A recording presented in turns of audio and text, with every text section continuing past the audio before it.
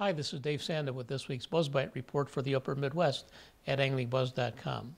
Well, throughout the Upper Midwest, we've been blessed with above average temperatures for the last week or so. It's made it mighty nice to be out on the water and catching a few fish. If anything, it may have complicated things a little bit during the traditional September transition that we call the fall turnover as the lakes are cooling.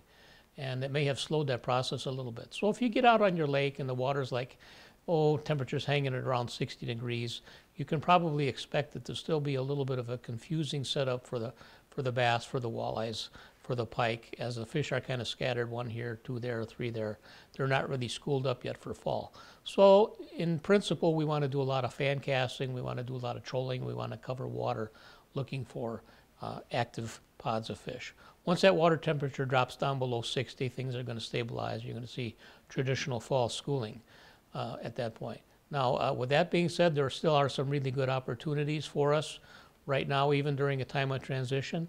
And if you go to the reports from Mickey Johnson and from Luke Kavicek, both are talking about how the trout and salmon are starting to gather around our river mouths and starting to penetrate up the rivers where water levels are sufficient around Lake Superior. We've got really good big fish coming up into the rivers where you can get at them casting from shore or fishing with waders, and that gives you a real good opportunity to catch fish, even if you don't have access to a boat. So that's one thing to keep an eye out for. And the other thing is some fish tend to defy the odds even in time of transition. And right now, if you were to check out Brad Durick's reports, his last two reports from the upper Red River along the Minnesota and North Dakota border, he's talking about how good the channel catfish fishing is. And I can testify to that because I just was there a couple of days ago with a couple of guys from our office filming a TV show for Angling Edge TV, which we'll view next spring. And we caught a whole bunch of great big channel cats using dead bait tactics, using chunks of goldeye for bait.